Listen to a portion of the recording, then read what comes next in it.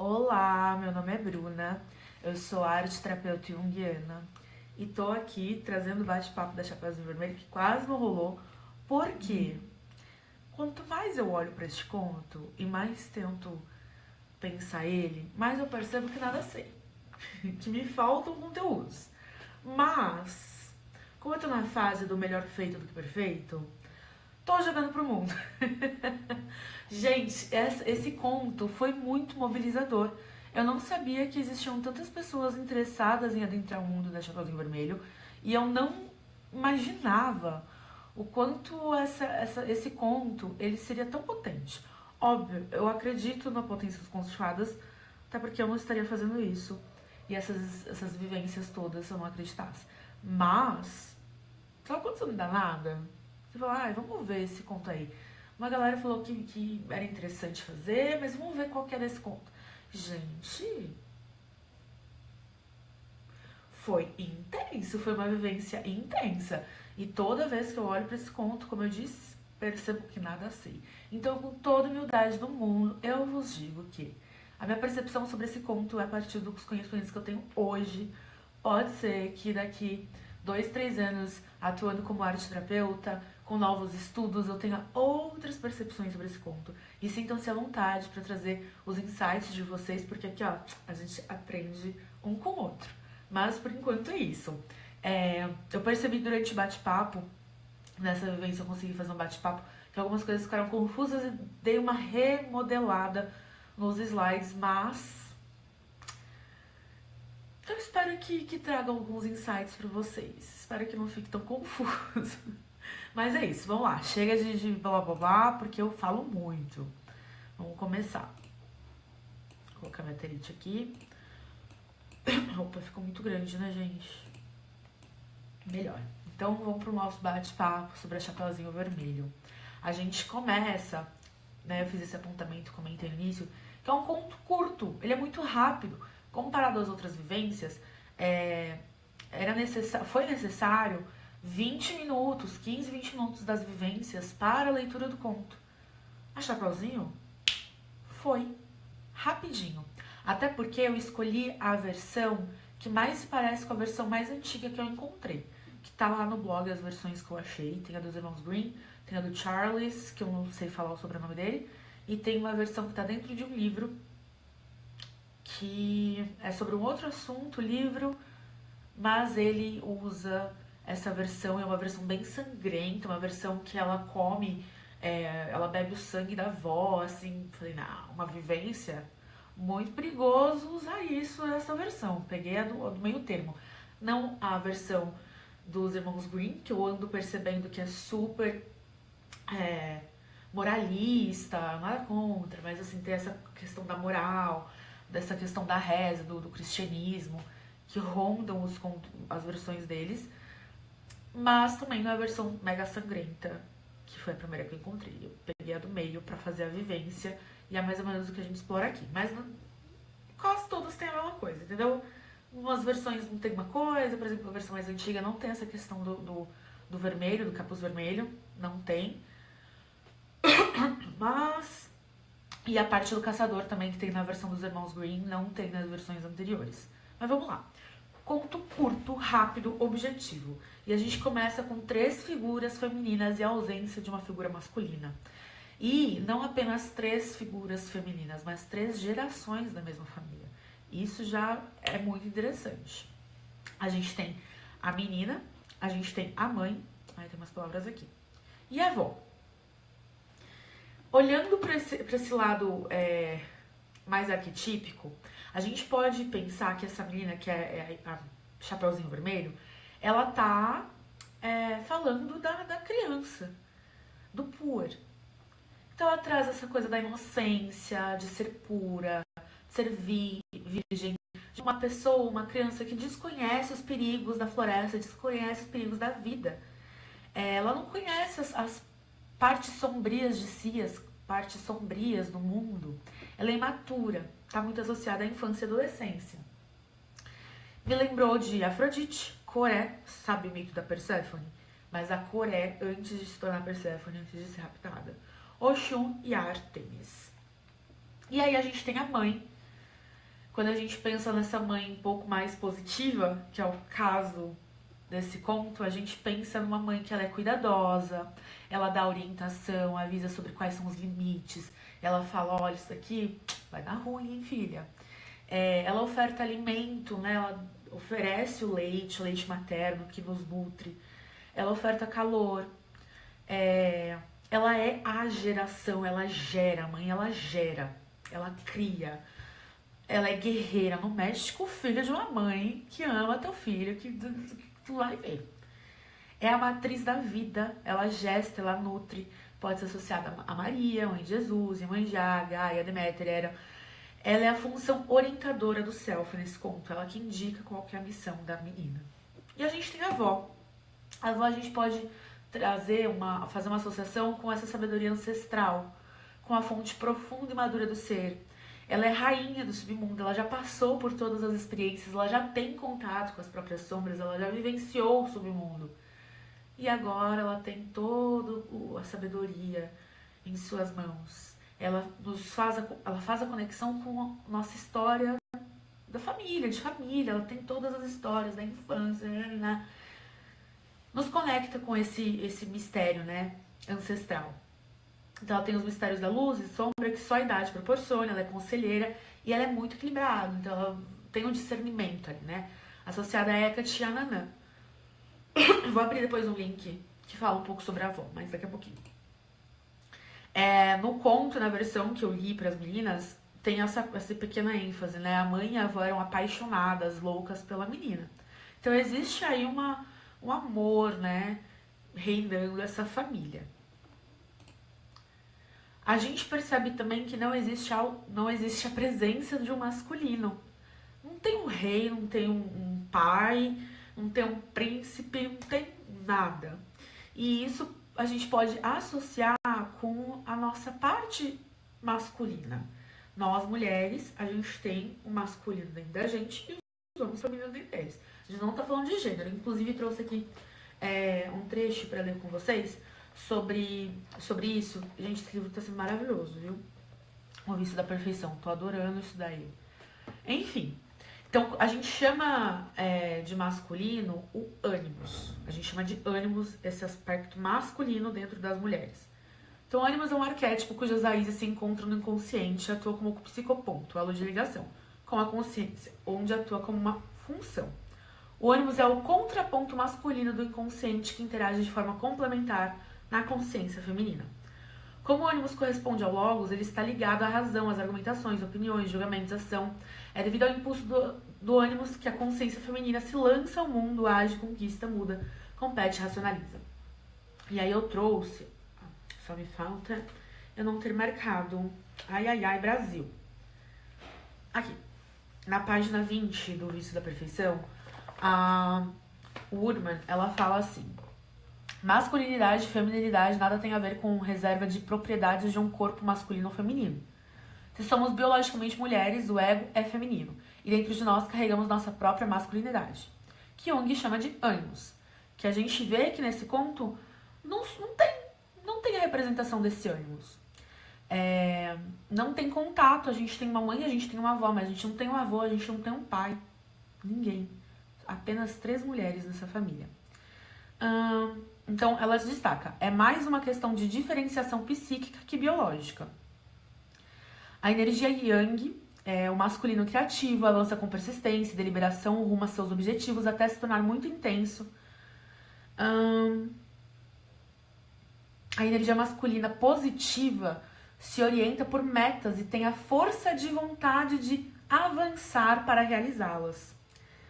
Exerce sobre si mesma a disciplina necessária e fazer seus dotes. Então, quando a gente tá lá com o ânimos bem integrado, né, muito conscientes, tempos e anos de terapia, a gente consegue utilizar essa energia masculina a nosso favor, a gente consegue usá-la e não negá-la. E a gente consegue ter uma força de vontade de realizar os nossos objetivos. Exerce sobre si mesma a disciplina necessária para fazer seus dotes físicos, intelectuais e espirituais, render ao máximo possível, empenhando-se para conseguir harmonizá-los.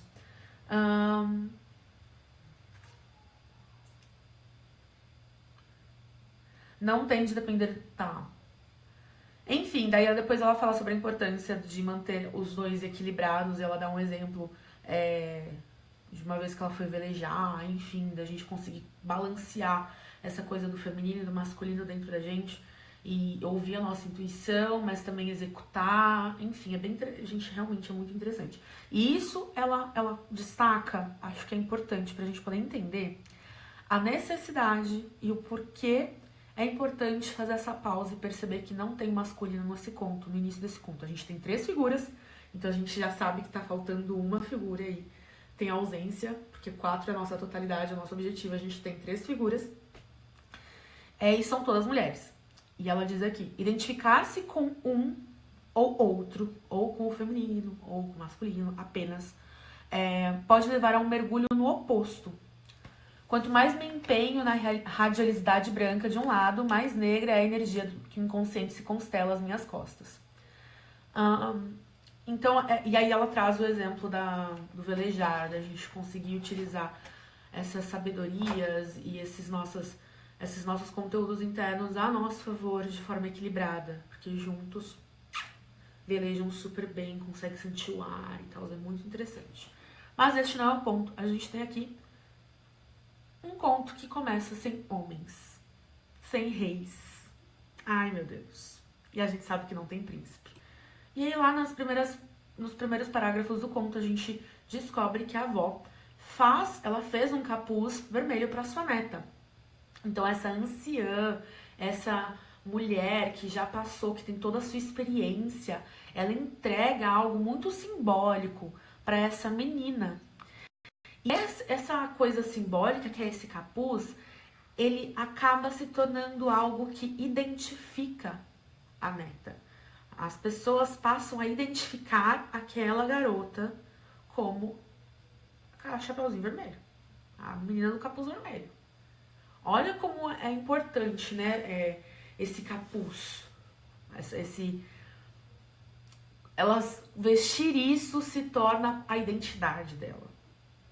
E aí isso já me faz pensar assim, quantas vezes a gente não veste o nosso capuz, ou a gente recebe o capuz que alguém nos deu, e a gente acha até interessante, a gente começa a vestir aquela roupinha, aquele adjetivo que nos deram, mas que talvez em determinado momento ele não seja mais a nossa essência. Mas, putz, me falaram que eu era assim, e foi tão legal, porque soou como um elogio. Eu falei, cara, já não sou mais. Sei lá. Pegar aqui um exemplo bem professora, tá? Aqueles alunos que a gente fala, aqueles adolescentes que escutam durante o ensino médio, durante a escola, que eles são muito bonzinhos. Nossa, ele é tão bonzinho, não entra em briga. Gente, que coisa maravilhosa. E aí aquele adolescente, aquela criança escuta aquilo e ela se identifica tanto com aquilo, e ela gosta tanto daquilo, que ela passa a não conseguir se defender do mundo. Porque, gente, não, pera, eu recebi, eu sou uma pessoa boazinha, eu não entro em briga. E todo mundo fala isso, e foi tão bom, foi um elogio tão bom. E aí a pessoa se apropria daquilo e acaba não se defendendo de coisas do mundo. Enfim, se deu pra entender, né? Essa coisa da gente... a gente precisa trocar de roupa de vez em quando, né? A gente pode usar a gente pode usar esse capuz, mas depois a gente pode usar uma outra cor, usar uma outra roupa. Deu pra entender? Já começa uma reflexãozinha aí. Tem esse slide e o próximo que fala sobre o capuz, e o próximo dá uma sintetizada. Capuz. O capuz é uma peça de vestuário que cobre a cabeça, protegendo contra o frio, contra o perigo e contra as coisas do mundo externo, né? A cabeça é o centro da nossa consciência, do pensamento, da identidade. Então, tudo esse centro, né, que a gente vê tudo, processa todas as coisas, as sinapses, aprende, desenvolve. E a gente tem esse capuz, que é como se fosse um escudo, uma proteção psíquica. E, em contrapartida, a gente tem a cor vermelha. O vermelho, a gente pode fazer 500 mil associações. Dentro das vivências, eu não trago essas informações não, tá? Por isso que não rola bate-papo durante as vivências, porque eu quero que vocês sintam o negócio. Porque eu sei que a gente é bem cabeçuda. Mas, se a gente for pensar em vermelho, assim, bem básico, a gente pensa sangue, poder, força, energia, vida. Enfim, dá pra fazer 500 mil associações. Que em vários lugares do mundo a gente vai conseguir essas mesmas associações.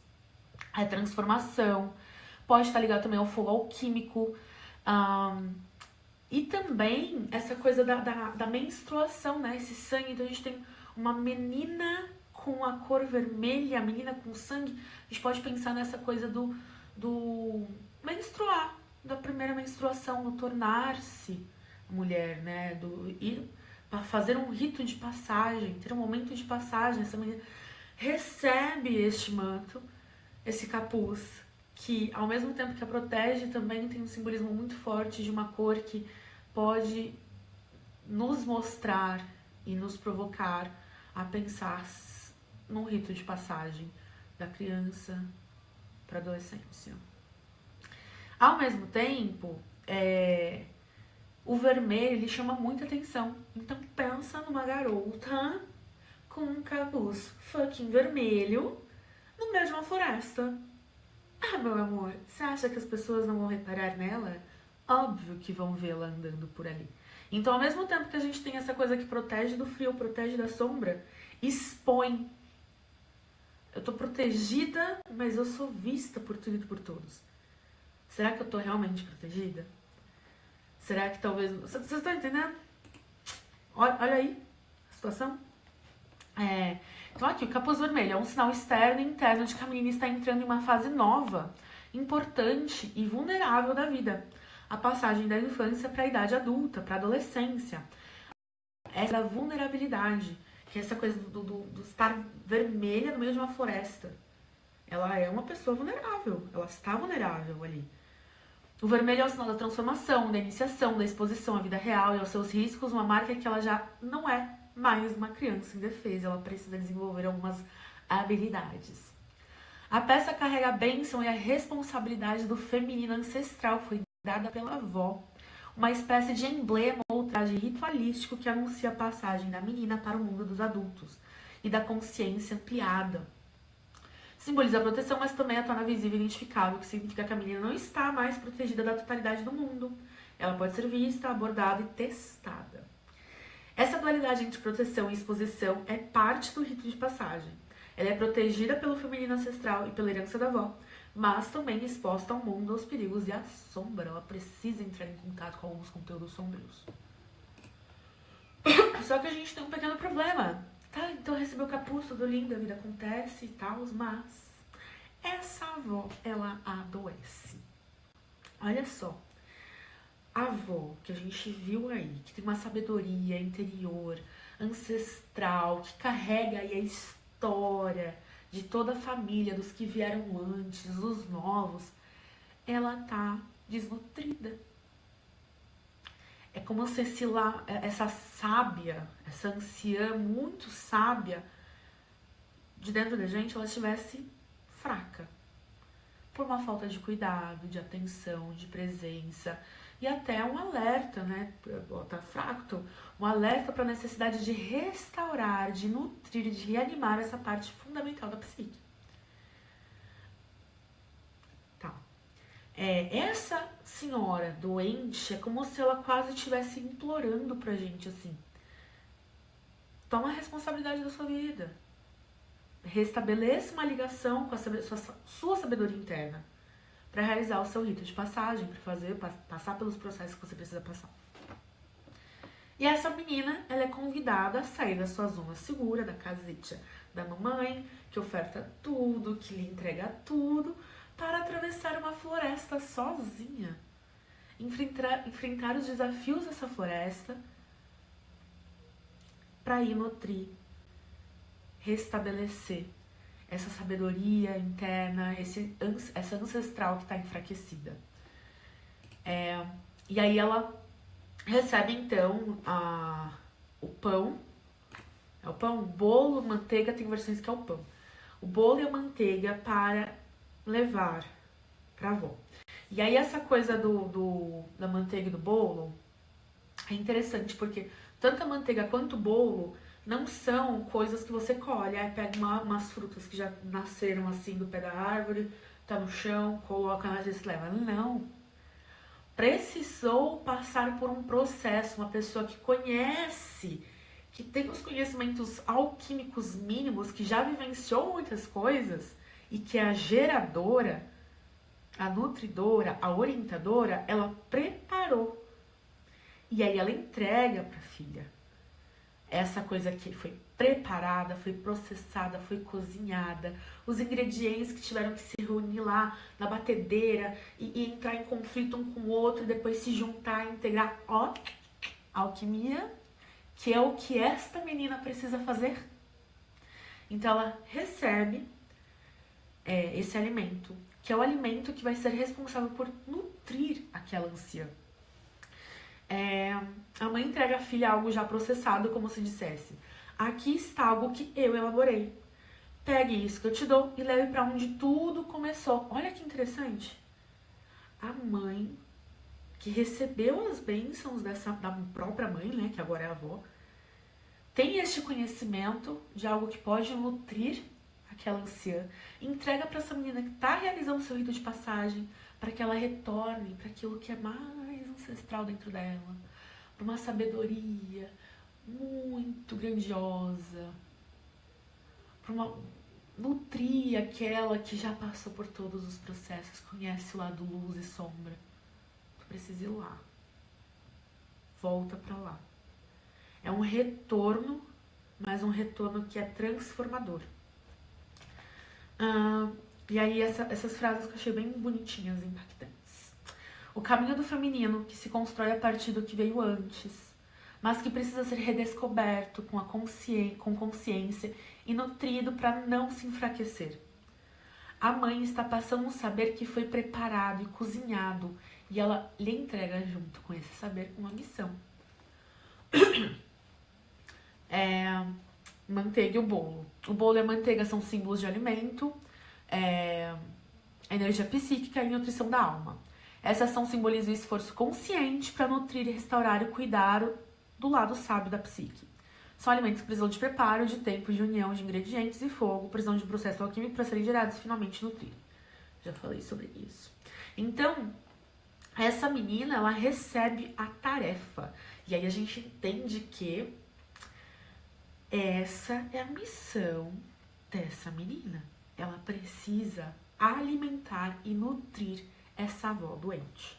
E eu peguei esse post, que é do Rafael Rodrigues, que pelo que eu vi é um psicólogo, e ele pega a psicologia junguiana para poder falar um pouco sobre os avós, né? Eu achei isso daqui importante da gente ler. Então ele diz que para Jung a conexão com os nossos antepassados é importante para entendermos a nós mesmos e nossa psique. Ele acreditava que o inconsciente coletivo, uma das camadas mais profundas do aparelho psíquico, é influenciado pelas experiências e memórias dos nossos antepassados e a importância que há para o processo da individuação, já que envolve a integração dos conteúdos inconscientes e o reconhecimento da herança ancestral. E essa ancestralidade podendo ser uma fonte de força e inspiração, mas também pode conter traumas e feridas que precisam ser reconhecidas e trabalhadas. Que daqui a pouco a gente vai falar sobre isso. Além disso, ele afirma que a relação com os avós serve como um espaço de conexão com nossas raízes e tradições familiares. Ter essa conexão com a história e a cultura dos nossos ancestrais nos ajuda a fornecer um senso de identidade e significado para nossas vidas, ou seja, está diretamente ligado com a nossa formação enquanto indivíduos. E a Chapeuzinho, ela tá nesse processo de formação, de entender quem é ela no mundo, né, desse rito de passagem para a adolescência. Se pensarmos na ideia de ânima e ânimos, os avós eram vistos por ele como representantes dessa polaridade. E nesse conto a gente viu que não temos o avô, a gente só tem a avó. Então a gente tem essa ânima ancestral, essa potencialidade ancestral que também está doente. E nessa relação entre avós e netos, ser o caminho para explorar e integrar essas qualidades em nós. Assim, sendo a via para acessar as imagens e experiências compartilhadas e transmitidas através de gerações. Portanto, caminho para se chegar no inconsciente coletivo.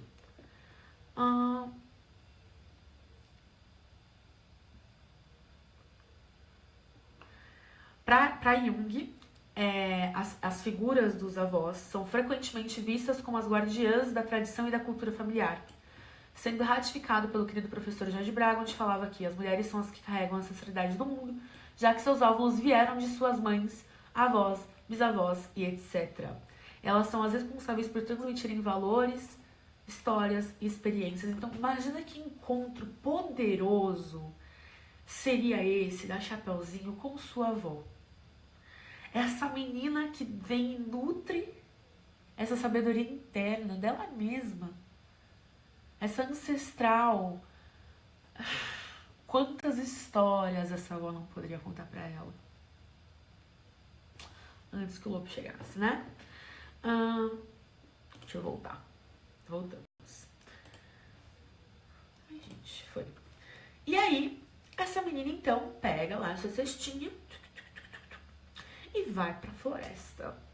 E essa floresta, a gente já sabe, porque a gente já viu nos outros encontros, é o próprio inconsciente. É o lugar desconhecido. É um mundo interior nosso cheio de desafios e possibilidades. Quando a gente vai pro mundo e fala, tá, agora a gente tem que encarar o babado todo. A passagem por onde se deve passar com muito cuidado, a gente tem que ter muita cautela. Por isso que nos processos arte terapêuticos a gente faz assim, ó, cheio de dedos. Cheio de dedos. Claro que no Madoka a gente tem que dar uns empurrãozinhos, mas ainda mais nos primeiros 3, 4, até 6 meses a gente vai assim, ó, tateando, pra poder entender o que rola nesse espaço. É interessante porque a floresta do conto da Chapeuzinho não é completamente densa e sombria. Não parece, inclusive tem uma parte lá que tem várias flores. É aberto, tem espaços abertos, outros mais fechados. Mostra os diferentes níveis da nossa mente inconsciente. E a floresta é onde a gente tem a casa da vovó. Que é uma sabedoria, ela tá doente exatamente porque ela tá esquecida. Guardadinha. E aí, a gente tem dentro desse inconsciente, especificamente dentro do inconsciente pessoal, a sombra. E a sombra é um fator psíquico do inconsciente muito importante e vivo da nossa personalidade. E é por isso que ele tá o tempo todo querendo se manifestar de alguma forma. Alguns erros aqui, mas tudo bem. Na sombra fica tudo aquilo que a gente reprime de alguma forma. Ai, mas isso é bom ou é ruim? Porque quando a gente pensa em sombra, a gente já fica, ai meu Deus, não, coisa ruim, sombra, nossa, meu. Não, calma, tem uma caralhada de coisas nessa sombra. A gente pode ter traumas, sim, desejos, que às vezes a gente considera que são desejos impuros, coisas que a gente não pode desejar. Impulsos, emoções, experiências que talvez a gente considere inaceitáveis ou indesejáveis. Também inclui funções mal desenvolvidas. Desculpa, eu tive que pausar aqui e arrumar esse texto, porque tava me dando tava passando mal vendo algumas coisas aqui que eu escrevi. Então, também inclui funções mal desenvolvidas, que são possíveis potenciais. E no nosso processo de autoconhecimento, a gente precisa aprender a lidar, a gente precisa olhar, encarar, integrar. As imagens arquetípicas da sombra vão representar, personificar aquilo que a gente não reconhece em nós mesmos e que nos incomodam. E a gente normalmente projeta essa sombra no outro, às vezes por isso que o outro nos incomoda tanto. Óbvio, a gente nós somos santíssimos, o outro que é ruim. Por isso que nos contos não é protagonista, ou protagonista, que é o ruinzinho. Precisa ter o vilão, entendeu? Que no caso aqui, quem tá representando essa sombra, meus amores, isso mesmo, o lobo. Então o lobo representa o lado sombrio, um aspecto interno do próprio ser. É um conteúdo inconsciente, negligenciado e faminto. Informação importante, o lobo está com fome. A gente tem uma ancestral que tem um baita conhecimento, que tá louca pra passar esse conhecimento todo e ajudar essa neta no seu ritual de passagem, doente. A gente tem essa menina que tá fazendo esse ritual de passagem toda assim, ó, princesinha, não sabe de nada, mas tá sendo vista pelo lobo. ela precisa integrar e ter alguns conhecimentos e lidar com o seu instinto à mercê desse lobo que está morrendo de fome. Então a gente tem uma avó doente e um lobo faminto, um instinto faminto. Ele é a parte instintiva, sedutora, perigosa e descompensada da psique que age quando não é integrada ou reconhecida.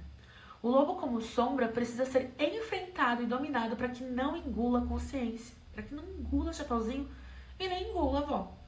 O diálogo inicial mostra a inocência de Chapeuzinho e a astúcia da sombra que tenta enganá-la. A sombra, minha filha, este lobo aí, ele é o próprio instinto. Ele sabe como conversar com a Chapeuzinho, até porque ela não integrou ele. Ele sabe da inocência dela. É importante, é necessário que a gente reconheça os nossos perigos internos, porque a gente também é esse lobo mau pra gente mesmo. O lobo torna-se perigoso porque foi deixado com fome, ou seja, porque foi ignorado ou negado. Ele precisa, no caso desse processo de hipnose, ele precisa ser alimentado, ele precisa ser encarado para que ele possa integrar. E como falar de lobo e não falar mulheres que correm com os lobos? Olha o título, gente. Ela usa, a Clarissa, ela usa o lobo para falar e nos chamar a atenção para nossa mulher selvagem.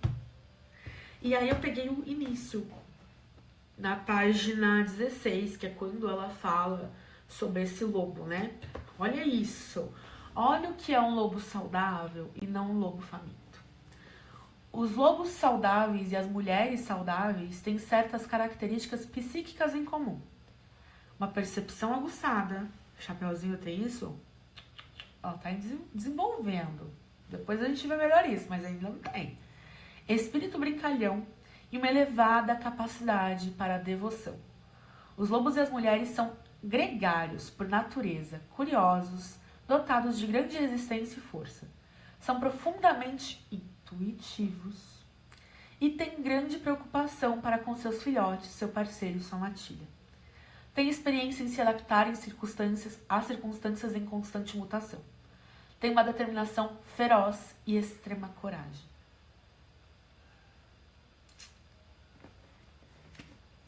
No entanto, as duas espécies foram perseguidas e acossadas, sendo-lhes falsamente atribuído o fato de serem trapaceiros e ferozes. Olha o nosso lobo, um aspecto mais negativo aí.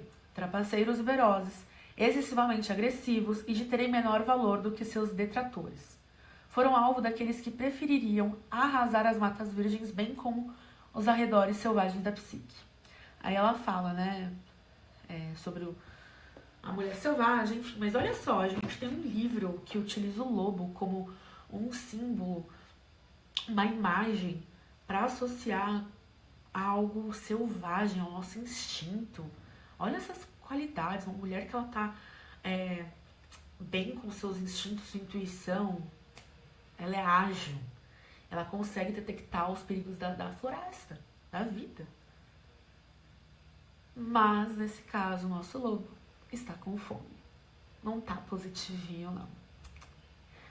Mas ele tá com fome e essa menina lá precisa fazer esse rito de passagem, reconhecer esse lobo, reconhecer o perigo, encarar ele, ter um diálogo com ele. Será que rola? Ah, Chapeuzinho, depois de indicar para o lobo que... Ó, minha avó mora por aqui também, ali, ó, naquele canto. Só seguir por aqui. Ela se distrai. Vai lá, o lobo, opa, vai pra frente, porque ele é muito astuto, ele tá faminto, ele tá com planos na cabeça dele. E ela vai se distraindo, meu amor. Tem versões que é o lobo que fala, ó, segue por esse caminho, eu sigo por esse, vamos ver quem chega mais rápido. Olha o jogo desse lobo. E ela, nossa, adorei a brincadeira, gente, vamos super fazer essa brincadeira. E ela se distrai, ela permite se distrair. Como a distração, colher flores, desviar do caminho, representa momentos de perda de foco e adiamento do processo interno. É quando a gente está dando a terapia, chegando num momento crucial e a gente evita certos temas que a gente sabe que são difíceis. Sabe? Eu já vivi isso. Agora eu tenho que correndo algumas coisinhas que eu não consigo falar antes. A gente fica ali ontem, aí nos últimos 2 minutinhos de terapia tu joga a bomba. Mas não tem tempo de falar sobre o assunto, né? Ficou disfarçando o tempo todo.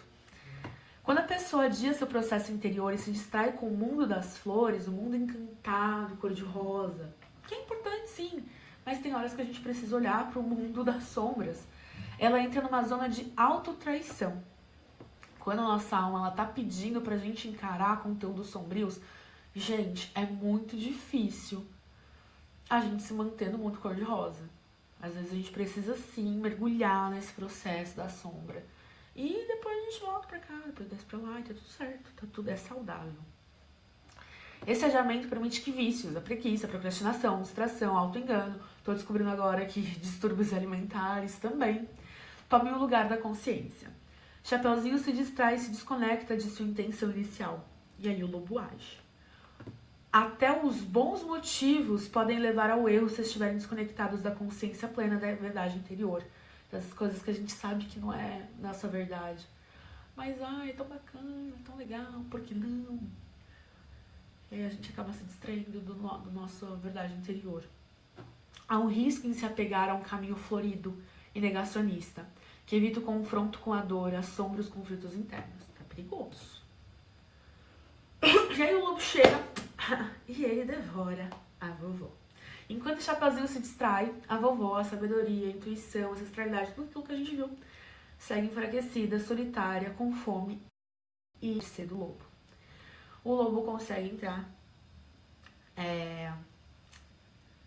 e engole ela. Teve uma participante, gente, não vou lembrar quem, do bate-papo, que destacou a fala do eu vim lhe entregar, a sua neta, Chapeuzinho, eu vim lhe entregar bolo e manteiga. Eu acho que foi a Fê que falou isso.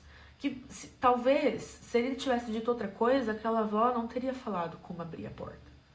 Só que ele falou exatamente aquilo que aquela avó sabia que era coisa dela, da Chapeuzinho, da mãe.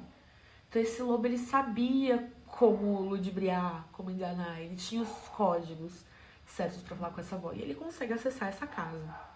Ele engole a avó. Então isso pode simbolizar o conteúdo sombrio tomando o lugar da sabedoria interior. E quando o lobo engole a avó, ele tá apagando esse saber profundo que poderia nos orientar. Ele toma o lugar da avó, fingindo ser ela, ou seja, o nosso lado inconsciente possível toma o controle, o nosso lado sombrio toma o controle da nossa vida, fingindo ser sabedoria, mas nos conduz para armadilhas. E aí aqui eu vou pegar um exemplo, quando a gente é engolido por algum aspecto sombrio. Às vezes a gente pode estar numa discussão e a gente acaba, como eu posso dizer, reagindo à discussão ou à situação com muita raiva. A gente acaba sendo estúpido, escroto mesmo, sabe? Sem necessidade. E a gente na hora acha, nossa, eu super me posicionei e falei as verdades. Depois a gente para pra pensar e fica, cara, acho que eu peguei pesado. Acho que não era bem isso. Poderia ter sido de outro jeito. Ou nem era isso tudo, sabe? É um exemplo. Ao invés da gente ter agido com discernimento, a gente deixou a raiva ir pra frente. Ou às vezes a discussão nem é uma discussão plausível, sabe? Às vezes alguma situação que cutucou ali, gerou esse lobo faminto, que não foi bem elaborado, que ainda não foi trabalhado, surgiu e começou a consumir tudo e a gente fala, nossa, hablei mesmo. E depois a gente percebe que a gente hablou e hablou errado. Porque quem hablou foi o nosso lobo e não a nossa avó sábia. A gente permitiu que esse lobo engolisse a gente, engolisse essa sabedoria. Ai, Bru, mas a gente tem que ser sempre equilibradas, não sei o que. Não. Ainda não tenho resposta pra isso. Se um dia eu ficar equilibrada assim, eu volto aqui pra contar pra vocês. Mas, vocês estão me entendendo, né? Que existe às vezes um momento muito grandioso. E a gente vai trabalhando aos pouquinhos algumas coisas na terapia. A gente vai encarando essas sombras, elas vão se ajustando, a gente vai conversando com elas, a gente vai alimentando elas, para que elas não nos tomem, que a gente possa ter um pouco mais de discernimento de quais são as brigas que a gente vai comprar. E aí a gente tem essa coisa da casa, né? Ela sai de uma casa, vai para outra casa, então essa casa é bem forte. E a gente pode compreender essa casa como esse símbolo da totalidade, esse símbolo de você mesma, da totalidade da sua psique. Aquilo que contém tanto a consciência tanto consciente quanto inconsciente, a sua própria psique, você. No conto não é qualquer casa, é a casa da avó. É a casa da nossa sabedoria, da nossa herança familiar, dos nossos conhecimentos mais profundos, do conhecimento da luz e da sombra. É muito um lugar muito precioso que tem dentro da gente, sabe? Tem a casa da onde ela sai e também tem essa casa. Só que essa casa tá perdida no meio do inconsciente, sabe?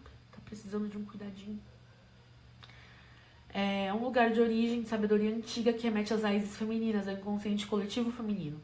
Ou seja, a sombra entra na casa dessa sabedoria antes da consciência, antes da Chapeuzinho encontrar essa casa. E aí, tem isso daqui, gente, que eu já comecei a achar um pouquinho pesado. Porque já me remete, obviamente, a situações de estupro, né? Mas, vamos pensar num lugar simbólico, que também é um lugar de estupro simbólico da nossa psique. Quando a Chapeuzinho ela entra, o lobo convida ela a se despir e a deitar-se com ele. Gente, isso é muito forte. Ela tira as roupas e se deita. Então, primeiro esse susto aí dessa menina se deitando com o lobo, que é muito pesada. Por isso que muitas pessoas associam esse conto a esse final como um estupro mesmo, sabe? Essa menina na pré-adolescência, na transição, que sofreu um estupro, e isso é muito puxado, muito pesado. Ela não consegue passar pelo rito, né? Enfim. Mas também a gente pode olhar para ter esse olhar um pouco mais simbólico, de pensar que ela teve que se desnudar, tirar essa identidade, sabe? Tirar aquele capuz que se tornou quem ela é. Tirar a nossa persona, os aspectos sociais, as nossas defesas. Ela tirou essas defesas, ela abandonou suas camadas de proteção, suas regras, sua inocência e deitou-se com o lobo. E deitar-se com o lobo, simbolicamente, é confrontar-se com a sombra de forma muito íntima. É ser tomada, atravessada ou devorada por aspectos inconscientes e sombrios, porque no final ele devora ela, né? Não há ainda discriminação entre o que é o amor e o que é o predador interno. Ela percebe... Deixa eu ver se eu coloquei aqui.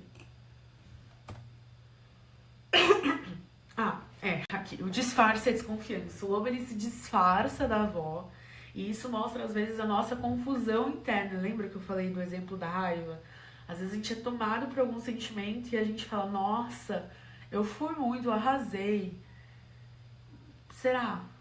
Será que realmente era algo que precisava sair daquele jeito? Ou era algum aspecto sombrio seu? Algum complexo que ainda precisa ser trabalhado? Fica tudo meio confuso, sabe? É esse lobo disfarçado de vó.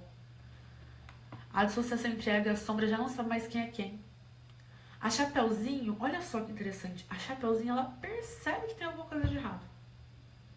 Ela percebe, e tanto que ela fala, nossa, que olhos grandes, que braços grandes, nossa, peludo, nariz grande, que ouvido grande, ela vai percebendo, mas ela não reconhece o perigo. Ela percebe, talvez ela até reconheça, mas talvez ela não assuma, não queira encarar a verdade diante dela, sabe? E aí ela é engolida. Isso nos leva a refletir sobre momentos em que a intuição pode estar cega ou confusa diante do perigo interno. E aí eu lembrei não, dentro de uma das palestras que eu confesso que eu já nem lembro mais, que eu tava estudando para fazer essa vivência, do René Descartes. E essa frase do permita-se pelo menos uma vez na vida duvidar de tudo, inclusive de você. E aí eu coloquei aqui essa matéria da Vestibulares Estratégia, que conta um pouco sobre as citações dele. Ele é aquele cara do penso, logo existo, sabe? E aí tem uma frase, eu queria tanto mostrar pra vocês. Aqui. Para examinar a verdade, é necessário uma vez na vida colocar todas as coisas em dúvida o máximo possível. Essa frase resume o princípio fundamental de seu método, a dúvida metódica. O filósofo argumentava que para alcançar o conhecimento verdadeiro era necessário duvidar de tudo que fosse possível duvidar, questionando crenças e opiniões. E o quanto a gente, às vezes, precisa se dar o direito da dúvida. Será que eu tô certa mesmo? Será que eu sou assim mesmo? Será que essa sou eu? Será que esse é meu sonho mesmo? Será que este ainda é meu desejo? Será que este ainda é meu objetivo de vida? Será que essa daqui ainda sou eu?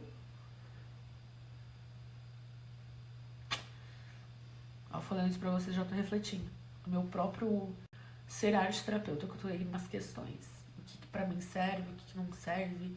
Enfim, a gente precisa, às vezes, admitir. E não que a gente vá descobrir que a gente tá errado, que não é verdade. Mas só de trazer essa dúvida. Refletir, não é isso mesmo. Não, putz.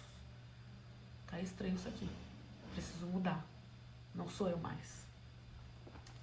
Não reconhecer o lobo é a falta desse contato com o próprio instinto, né? É se colocar ingênuo demais. Ela percebe, vocês percebem? Ela percebe que tem algo de errado. Então ela tá nesse processo de desenvolver esse instinto, essa intuição. Tem algo dentro dela que diz que tá diferente. Tá diferente. Mas ela não confia no próprio taco. Até porque a gente não tem um ânimo desenvolvido para ela poder agir. Pra colocar aquilo que a intuição do feminino diz pra ela. Não tem. Talvez agora, se ela integrasse esse lobo, talvez ela tivesse. Mas ela não integra. Ela não reconhece. Ela não olha, ela não age. E ela é engolida por esse lobo. Nas outras versões tem o caçador. Ai, gente. E aí a gente trouxe aqui coisas lá do Caçador da Branca de Neve, né? Esse caçador ele surge como uma função salvadora da psique. É um aspecto masculino positivo, firme, presente, ativo e íntegro. Não mata o lobo de imediato, mas ouve, percebe perigo, age com estratégia e abre o vento da sombra. O caçador representa a capacidade da consciência de criar uma ponte entre os opostos, sombra e luz, feminino e masculino. E tira a vovó e a Chapeuzinho do ventre, promovendo um renascimento psíquico. Porém, essa é a versão dos irmãos Grimm, a versão que a gente vê na Disney.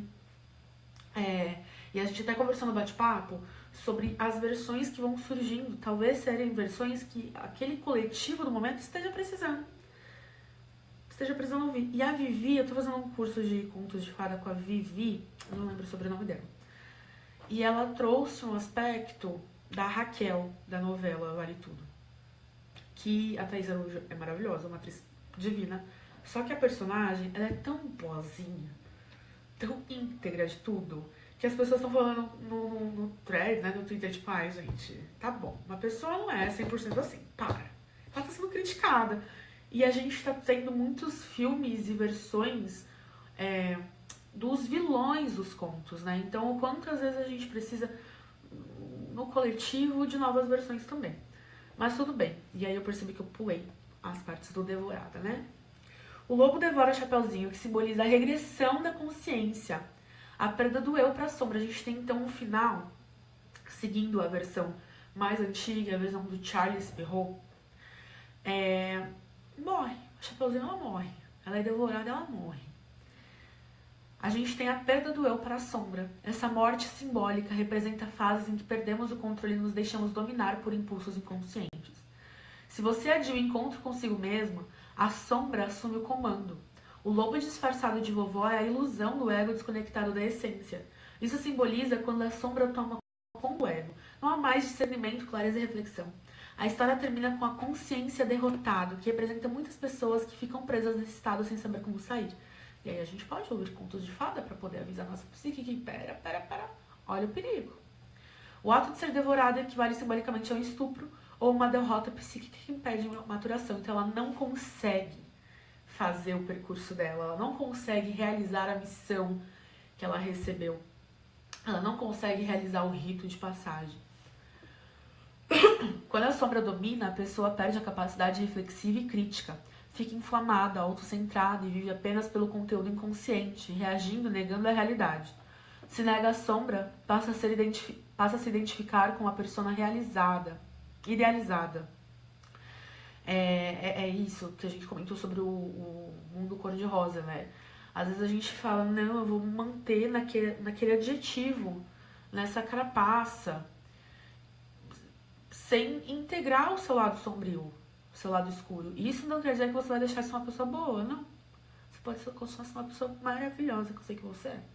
Só que você vai estar mais integrada com você mesma, com as suas dores, com as suas questões. E aí aquela raiva, eu vou falar pra vocês que eu dou até o exemplo pras meninas, que eu sou muito ciumenta, né?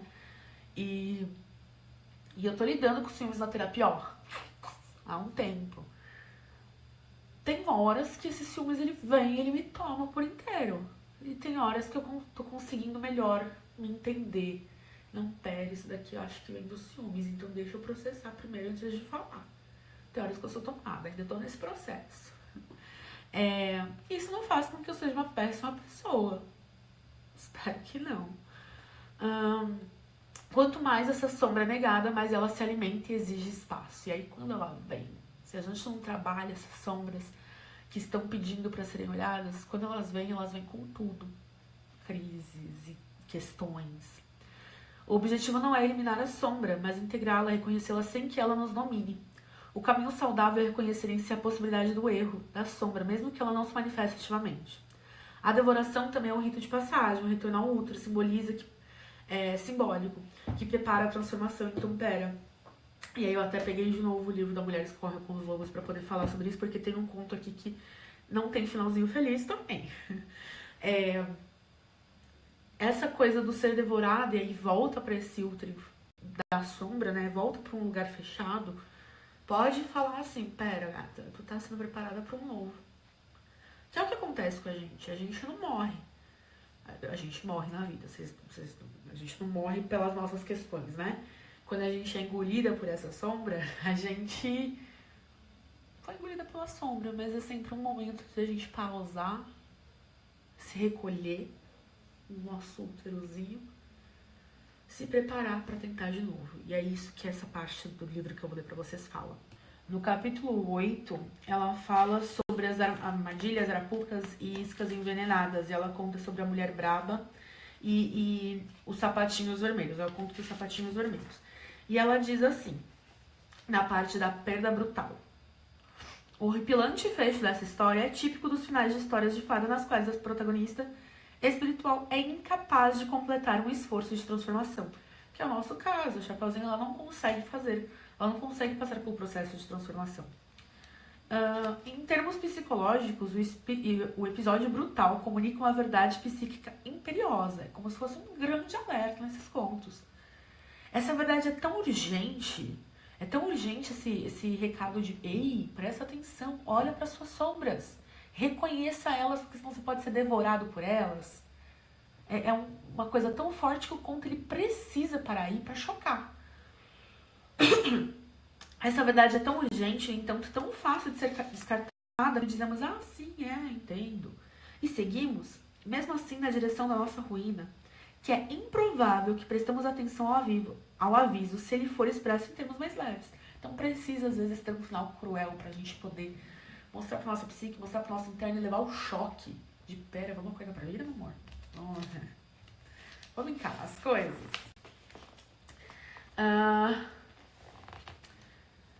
A imagem brutal é um velho recurso para fazer com que o self emotivo preste atenção a uma mensagem muito séria.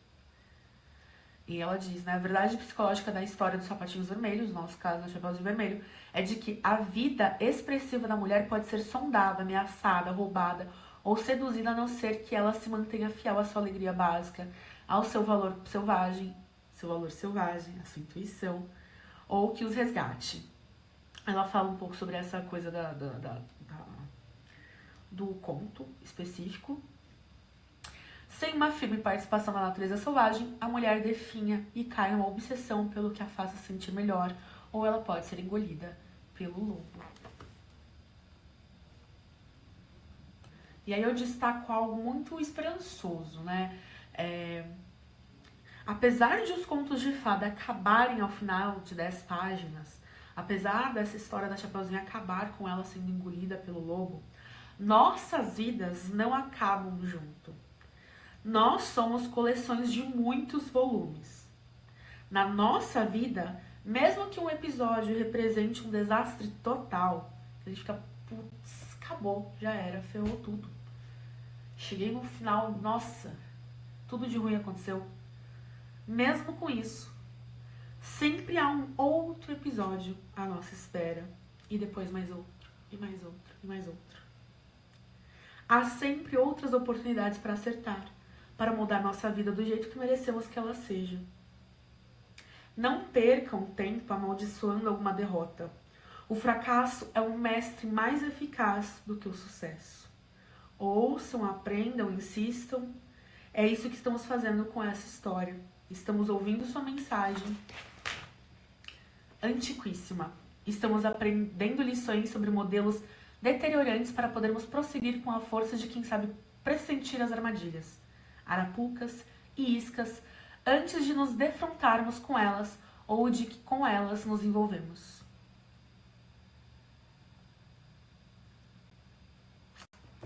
Enfim, acho que bateu aí porque bateu aqui. Acho que não preciso falar mais nada. Então, mesmo sendo devoradas, calma. A nossa história, ela não acaba, ela continua.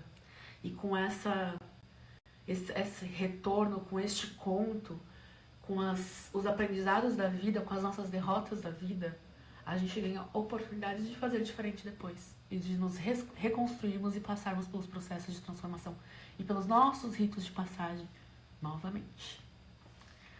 Enfim, acho que eu não tenho mais nem o que falar. Eu falei sobre o processo de iniciação. Enfim, isso daqui tem no livro Jornada da Heroína. Eu acho que esse livro eu vou sempre citar em todas as vivências. Mas acho que eu não tenho mais o que falar, gente. Vamos finalizar por aqui, porque é isso. Quando não reconheço os meus próprios desejos, instintos e sombras, posso acabar me despindo diante deles sem saber, me entregando sem consciência ao que vem me devorar. Uma frase que eu vou postar em breve no Instagram, que eu ainda não postei. Aqui um pouco da bibliografia, mas eu acabei adicionando com o tempo, como eu disse, algumas outras coisas. Tem um outro livro que eu queria muito ter lido antes de gravar esse conteúdo, mas não foi possível. É O Arquétipo da Sombra, não lembro qual é a autora, que eu acho que pode trazer algumas coisas bem interessantes pra gente poder entender sobre o lobo e sobre como essa sombra ela atua dentro da gente. Mas fica aí uma recomendação de leitura pra você e pra mim. E se você já leu, traga aqui seus insights. Muito obrigada pela confiança, pela paciência de estar 1 hora comigo. E a gente se encontra na próxima vivência. Tchau, tchau.